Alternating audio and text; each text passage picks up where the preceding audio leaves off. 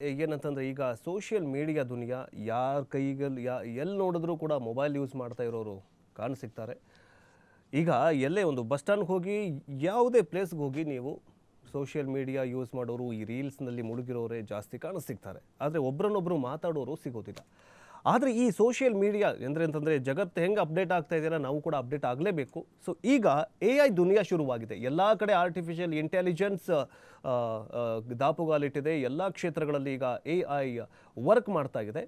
ಆದರೆ ಈಗ ಸಿನಿಮಾದಲ್ಲೂ ಕೂಡ ಅಂದರೆ ಸಿನಿಮಾ ಈಗ AI ಆಧಾರಿತ ಸಿನಿಮಾ ಯಾರು ಈಗೆಲ್ಲ ಮೊದಲೇನಂತಂದರೆ ಮಾನವ ಅಂದರೆ ಯಾವುದೊಂದು ಫ್ಯಾಕ್ಟ್ರಿ ಇರಲಿ, ಫ್ಯಾಕ್ಟ್ರಿನಲ್ಲಿ ಮನುಷ್ಯರೇ ಬೇಡ, ಎಲ್ಲ ರೋಬೋಟ್ಗಳು AI ಜನರೇಟೆಡ್ ರೋಬೋಟ್ಗಳೆಲ್ಲ ಕೆಲಸ ಮಾಡ್ತವೆ ಅಂತ ಹೇಳಲಾಗಿತ್ತು. ಆದರೆ ಈಗ AI ಇದೇ ಒಂದು ಆರ್ಟಿಫಿಷಿಯಲ್ ಇಂಟೆಲಿಜೆನ್ಸ್ ಈಗ ಸಿನಿಮಾದಲ್ಲೂ ಕೂಡ ಲಗ್ಗೆ ಇಟ್ಟಿದೆ.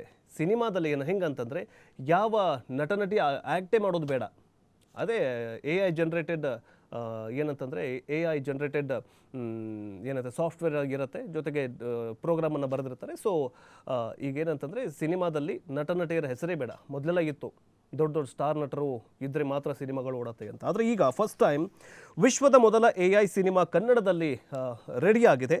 ನಾಯಕ ನಟಿಯಾಗಿಯೂ ಕೂಡ ಅಂದರೆ AI ವರ್ಕ್ ಮಾಡ್ತಾ ಇದೆ. ಸಂಗೀತ, ಹಾಡು, ಡಬ್ಬಿಂಗ್ ಎಲ್ಲವನ್ನು ಕೂಡ ಮಾಡಿದ್ದು AI ಅಂತೆ. ಕೃತಕ ಬುದ್ಧಿಮತ್ತೆ ಅಂದರೆ AI ತಂತ್ರಜ್ಞಾನ ವಿಶ್ವಾದ್ಯಂತ ಭಾರಿ ಸಂಚಲನ ಮಾಡ್ತಾ ಇರುವ ಬೆನ್ನಲ್ಲೇ ವಿಶ್ವದಲ್ಲೇ ಮೊದಲ ಬಾರಿಗೆ ಸಂಪೂರ್ಣ AI ನಿಂದಲೇ ಸಿನಿಮಾ ಒಂದು ತಯಾರಾಗಿದೆ. ಅದು ಕೂಡ ಕನ್ನಡದಲ್ಲಿ.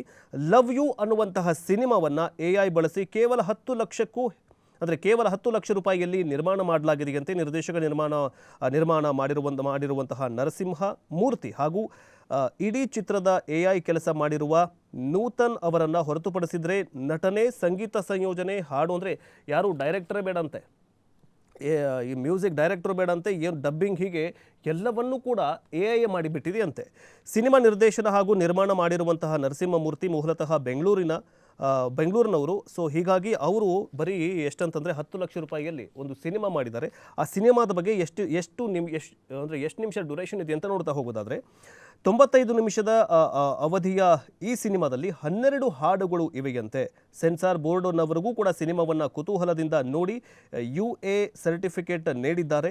ಈ ಸಿನಿಮಾಕ್ಕಾಗಿ 6 ತಿಂಗಳು ಕೆಲಸ ಮಾಡಿದ್ದಾರೆ ಅಂತ ಹೇಳಲಾಗಿದೆ. ನಿರ್ದೇಶಕರು ನರಸಿಂಹಮೂರ್ತಿ ಹೇಳಿದ್ದಾರೆ. ಜೊತೆಗೆ AI ರನ್ವೇ MLA ಅಂದರೆ ML ಕ್ಲಿಂಗ್ ಅಂದರೆ ಮಿನಿ ಮ್ಯಾಕ್ಸ್ ಸೇರಿದಂತೆ ಕೆಲವೊಂದಿಷ್ಟು ಟೂಲ್ಗಳನ್ನು ಬಳಸಿಕೊಂಡು ಈ ಒಂದು AI ಜನರೇಟೆಡ್ ಸಿನಿಮಾವನ್ನು ತಯಾರು ಮಾಡಿದ್ದಾರಂತೆ.